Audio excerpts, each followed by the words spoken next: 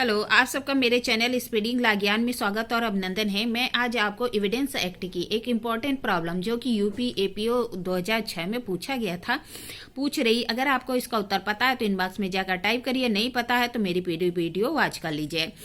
एक वसीयती निष्पादन की, क्या कह रहा है? ने एक वसीयत निष्पादित की जिसमें कि ब और स अनुप्रमाणित किया था। क्या कह रहा? ने एक वसीयत निष्पादित की जिसको कि और ब ने अनुप्रमाणित किया था। दोनों ही अनुप्रमाणन साक्षी मर गए। वसीयत का निष्पादन कैसे साबित किया जाएगा? क्या कह रहा? ने एक वसीयत निष्पादित की जिसपे ब और स ने अनुप्रमाणित किया था। दोनों ही मर गए, ब और स मर गए।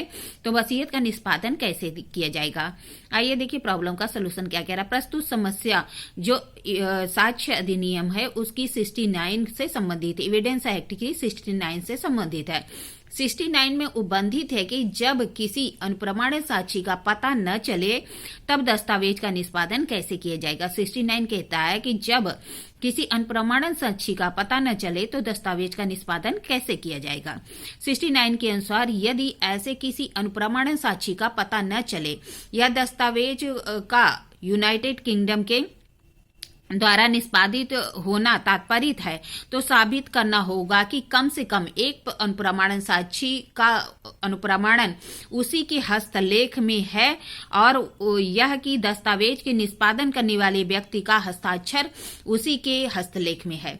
क्या कह रहा है कि यदि अनुप्रमाणित साक्षी का पता न चले या फिर जो दस्तावेज है यूनाइटेड किंगडम में निष्पादित होना तात्पर्य है तो यह साबित करना होगा कि कम से कम एक अनुप्रमाणित साक्षी का अनुप्रमाणन उसी के हस्तलेख में है और यह कि दस्तावेज के निष्पादन करने वाले व्यक्ति का हस्ताक्षर उसी के हस्तलेख में है।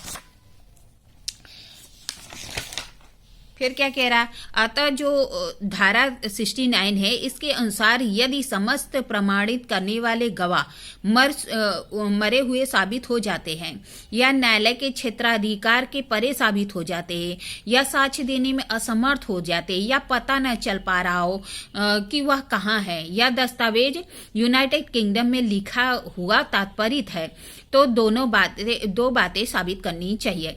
कह रहा है 69 में यदि समस्त जो प्रमाणित करने वाले गवाह है वह मर गए हैं या न्यायालय के क्षेत्राधिकार से बाहर हो गए हैं या साक्ष्य देने में असमर्थ हो गए हैं या पता नहीं चलता कि वह कहाँ है या फिर यूनाइटेड किंगडम में निष्पादित हुआ है तो दो बातें साबित करना होगा। एक, प्रमाणित करने वाले गवाह में से कम एक के हस्ताक्षर उसी के हाथ का लिखा हुआ। मतलब क्या है कि उन जो अनप्रमाणित साक्षी हैं उसमें से कम एक का हस्ताक्षर उसी के हाथ से लिखा हुआ है। फिर दूसरा कह रहा है निष्पादक का हस्ताक्षर उसके हाथ का ही लिखा हुआ हो। क्या कह रहा है कि कम से कम एक जो गवाह है उसके हस्ताक्षर उसी के लेख हाथ से लिखा हुआ हो। दूसरा कहता है कि अनुप्रमाणन का हस्ताक्षर उसी के हाथ से लिखा हुआ हो। प्रस्तुत समस्या में एक वसीयत निष्पादित करता है, ब और स का अनुप्रमाणन किया। दोनों ही साक्षी मर गए हैं, दोनों ही अनुप्रमाणित साक्षी मर गए हैं। प्रस्तुत समस्या में 69 के अनुसार यह साबित किया जा सकता है कि दोनों अनुप्रमाणित जो साक्षी हैं वह मर गए हैं, उनके हस्ताक्षर वसीयत पर हैं तो वह धारा जो 45 है के अनुसार 45 के अनुसार विशेषक साक्षी या 47 के अनुसार ऐसे व्यक्ति के साक्ष्य द्वारा साबित किया जा सकता है जो कि अनुप्रमाणित साक्षी के हस्तलेख से परिचित है या उसके अतिरिक्त निष्पादन के हस्ताक्षर भी धारा 45 और 47 के अनुसार साबित करना होगा।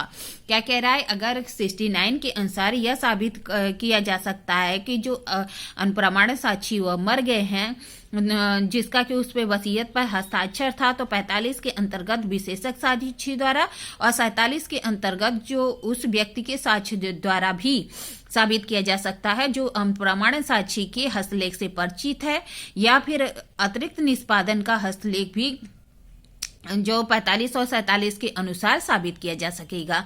एक केस आई थी उत्तम सिंह बनाम हुकुम सिंह 1916 का। इलाहाबाद का के तथ्य लगभग इसी के समान है। जो इसके तथ्य है उत्तम सिंह बनाम हुकुम सिंह, उसके तथ्य जो है इसी प्रॉब्लम जैसे है, जिसमें कि बंधक के निष्पादन और उतने ही प्रमाणित करने वाले गवाह थे, सभी मर गए थे। यह साबित हो गया था कि निष्पादन का हस्ताक्षर और 2 प्रमाणन करने वाले गवाहों के हस्ताक्षर उसी के हस्तलेख में लिखे थे। यह धारणा किया गया कि दस्तावेज उस धारा के अंतर्गत गिरा है। क्या कह रहा है कि इस मामले में उत्तम सिंह बनाम हुकुम सिंह इलाहाबाद के मामले में जो तथ्य हैं इसी के समान है। इसमें बंधक का निष्पादन और उसके किया गया था और उससे ही प्रमाणित करने वाले गवाह थे, सभी मर गए थे और साबित कर दिया गया कि निष्पादक का हस्ताक्षर और 2 प्रमाणित करने वाले गवाहों का हस्ताक्षर उसी के हाथ से लिखे हुए थे। तो यह धारण किया गया कि जो दस्तावेज है उस धारा के अंतर्गत ग्राह्य है। अतः प्रस्तुत समस्या में अनप्रमाणित साक्षी और निष्पादन के हस्तलेख साबित कर दस्तावेज का निष्पादन साबित किया जा सकेगा। क्या कह रहा है कि जो प्रमाणित साक्षी है या निष्पादक है उसके हस्तलेख साबित कर या दस्तावेज का निष्पादन साबित किया जा सकेगा। इस तरह मैंने आपको प्रॉब्लम बताई, प्रॉब्लम का सलूशन बताया। ऐसी ही अच्छी प्रॉब्लम के लिए मेरा चैनल सब्सक्राइब करिए, लाइक करिए, कमेंट करिए, शेयर करिए। ठीक है, धन्यवाद, थैंक यू।